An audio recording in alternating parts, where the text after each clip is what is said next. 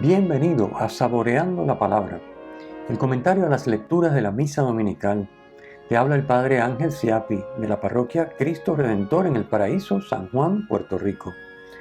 Recuerda que en la descripción están las citas bíblicas de las lecturas, el enlace al guión de la Lección Divina, el enlace a los apuntes del comentario y la dirección de la página web de la parroquia Cristo Redentor.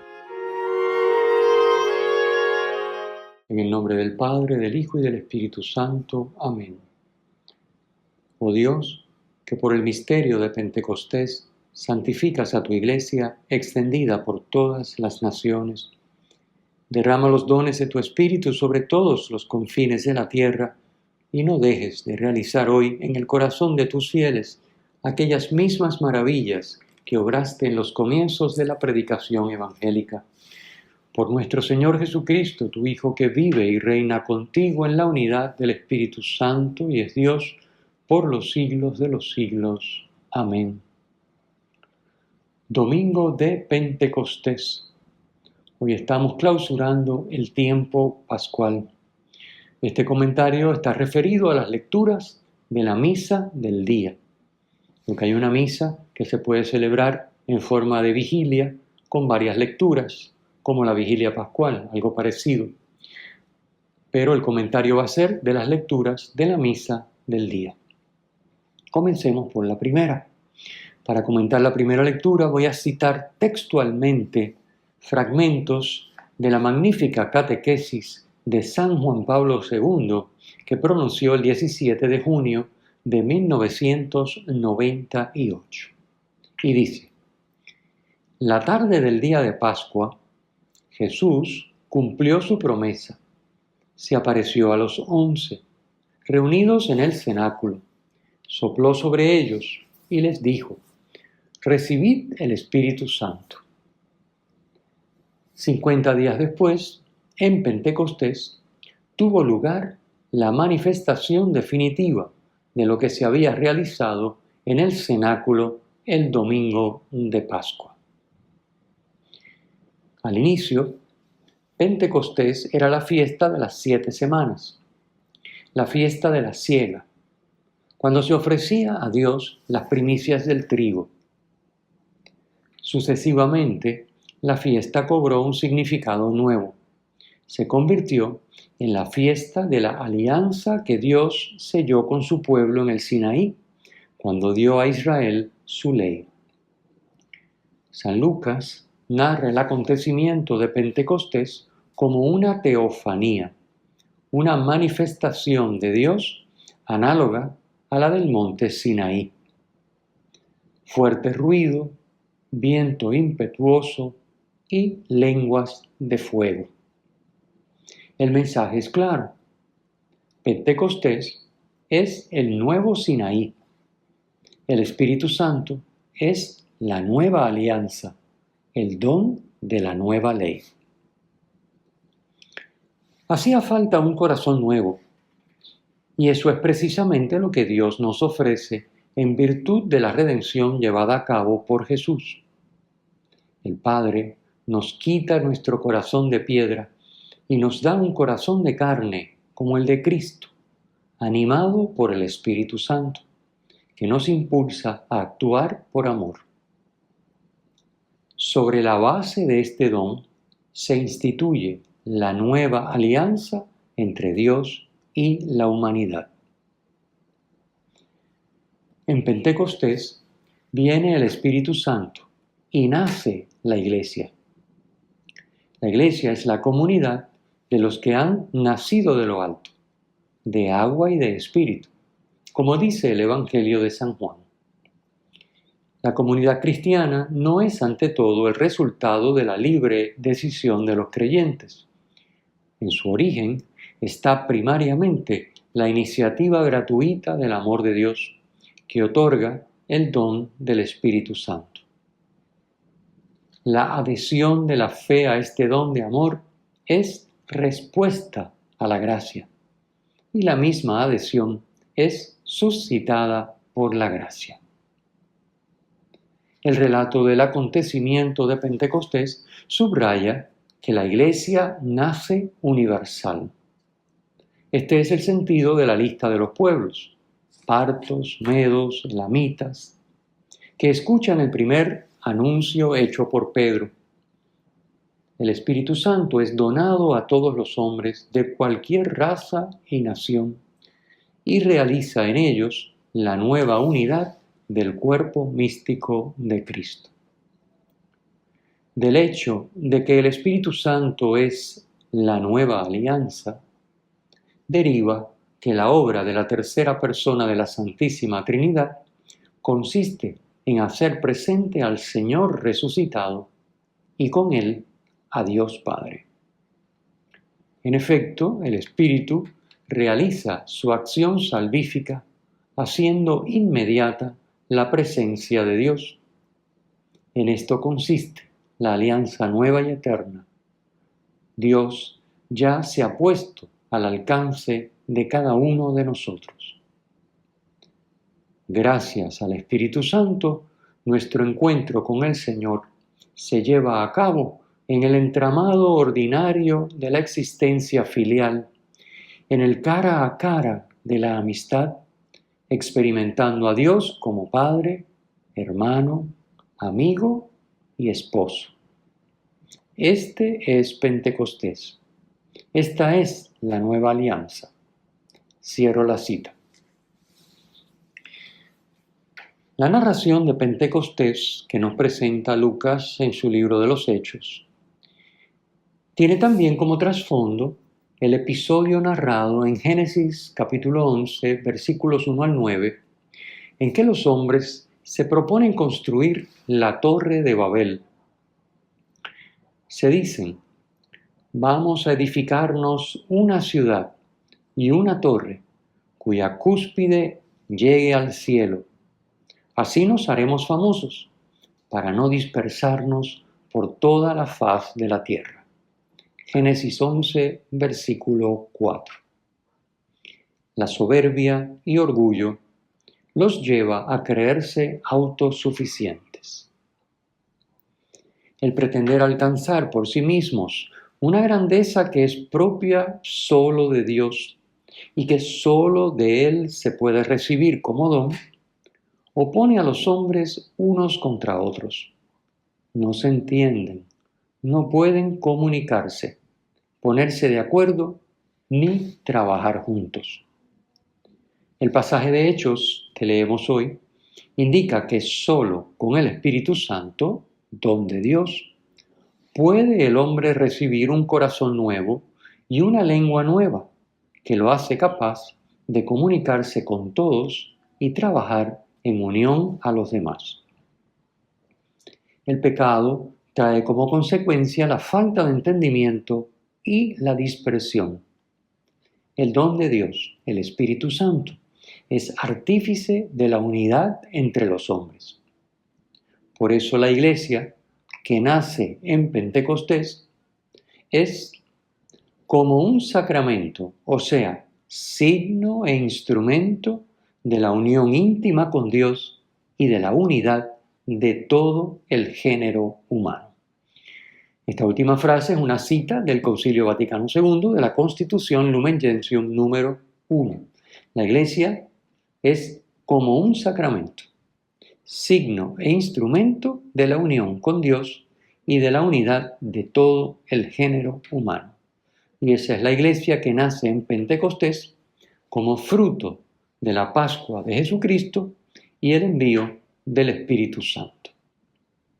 Pasemos a la segunda lectura. En la segunda lectura, San Pablo nos ofrece el criterio para distinguir los verdaderos carismas de los falsos. Primer criterio: la fe del que los recibe. Como dice el versículo 3, confesar que Jesús es Señor. Segundo, que se integren esos carismas en el plan de Dios. Dios es la fuente de todos los carismas, que provienen, como dice el versículo 4, de un mismo Espíritu, de un mismo Señor, versículo 5, y de un mismo Dios que obra todo en todos, versículo 6. Por tanto, cuando se trata de auténticos carismas, no puede haber oposición entre los carismas. ni oposición entre los que los reciben. Tercer criterio, que estén al servicio del bien común, versículo 7, y de la unidad del cuerpo de Cristo, que es la Iglesia, versículos 12 y 13. Deben servir estos carismas, si son auténticos, para el crecimiento y la vitalidad del cuerpo. Los verdaderos carismas, por tanto, no pueden escandalizar, ni atentar contra el depósito de la fe, ni crear divisiones. Los seres humanos construimos la unidad a base de uniformidad. La diversidad de carismas en la unidad de la comunión eclesial son un don de Dios. Comentemos el Evangelio. La escena del Evangelio de hoy se sitúa al atardecer. Y los discípulos, que en el cuarto Evangelio es sinónimo de los creyentes, están encerrados con miedo a los judíos. Los judíos, en el cuarto Evangelio, siempre se refiere a las autoridades judías, no al pueblo judío en general, sino a las autoridades judías. Bien, pues por miedo a estas autoridades, a los judíos, como dice Juan, están los discípulos, los creyentes, encerrados. Versículo 19. El relato nos presenta a la comunidad que se reúne en domingo, el primer día de la semana, el mismo día de la resurrección. Versículo 19. Es el inicio de la reunión semanal dominical de la comunidad cristiana, reunión que se hará cada domingo y en la cual se verifica la experiencia del encuentro con el resucitado. El encuentro semanal en la Eucaristía con el resucitado arranca desde el primer domingo, el domingo de la resurrección. Notamos en el texto que la entrada de Jesús al lugar donde están encerrados los discípulos trae la paz. 2 veces dice Jesús: la paz sea con ustedes. La paz que Jesús trae es fruto de su victoria sobre el mundo. Acaba con el miedo y lo cambia en alegría. Versículo 20. Notemos el contraste de cuando falta Jesús en la comunidad, ya lo vimos al inicio, están encerrados, tienen miedo, y cuando Jesús llega, cuando está presente en medio de su comunidad, Jesús trae la paz y transforma el miedo en alegría. En el versículo 20 se nos dice que Jesús les muestra las manos y el costado. Las llagas indican que el resucitado es el mismo crucificado. Las llagas son signos de su amor extremo y a la misma vez de su victoria sobre el mundo y la muerte. El envío de los discípulos, es decir, de la comunidad creyente, prolonga el envío o la misión de Jesús por parte del Padre. Dice el versículo 21, como el Padre me ha enviado, así también os envío yo. Es la comunidad la que recibe ahora el encargo de anunciar el Evangelio. En el versículo 22, Jesús sopla sobre sus discípulos. Es el mismo verbo que aparece en Génesis capítulo 2, versículo 7. En la creación, Dios sopla y el ser humano se convierte en viviente. Ahora Cristo sopla y el ser humano es recreado, convirtiéndose en ser divinizado por el Espíritu que da vida, o sea, en viviente que ahora vive con la vida divina. Esta efusión del Espíritu Santo por parte de Jesús en el Evangelio de San Juan, que, según el relato que estamos leyendo, ocurre el mismo día de la resurrección, el primer día de la semana, equivale a la narración de Pentecostés en los Hechos de los Apóstoles de San Lucas, que es la primera lectura de hoy, en la que el envío del Espíritu Santo se verifica a los 40 días de la resurrección.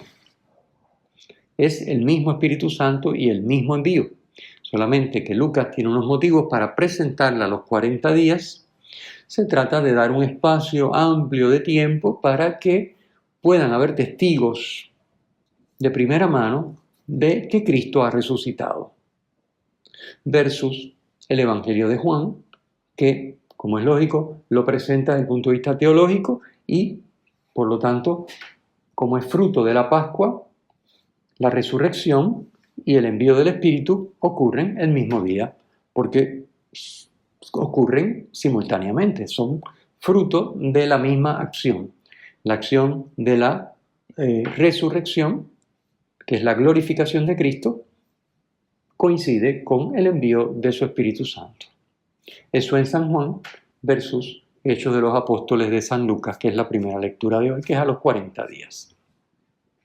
Finalmente, en el versículo 23, Jesús confiere su poder para perdonar pecados. Esto que encontramos aquí relatado no es solamente indicativo de la institución del sacramento, de la penitencia, sino que va más allá y es un hacer participar a la comunidad de creyentes, a la Iglesia, de la victoria de Cristo sobre el pecado y sobre el mal. Los pecados se perdonan gracias al misterio pascual de Cristo, a su pasión, muerte y resurrección, al amor con el que Cristo se opone y vence el mal que le viene encima, el mal que hay en el mundo, el mal que es pecado. Entonces, esa victoria de Cristo sobre el pecado y sobre el mal se le comunica a la Iglesia. Ahora la Iglesia, que continúa la misión de Cristo, sigue venciendo el mal y el pecado en el mundo. Por supuesto, está el sacramento de la penitencia, de la confesión, pero también vence el mal y vence el pecado de muchas maneras. También con los demás sacramentos, pero también con su apostolado, con su evangelización, con sus obras de caridad. La Iglesia está en el mundo como signo e instrumento de la comunión con Dios, que es amor, y por lo tanto haciendo presente ese poder divino con el que Cristo venció el pecado y el mal en su misterio pascual. Así que esto es lo que significa este versículo 23, en el que Jesús le da a la Iglesia el poder sobre el pecado y el mal. El Señor esté con ustedes y con tu espíritu. La bendición de Dios Todopoderoso, Padre, Hijo y Espíritu Santo, descienda sobre ustedes y permanezca para siempre. Amén. Si te ha gustado, usa el enlace para compartirlo con tus amigos.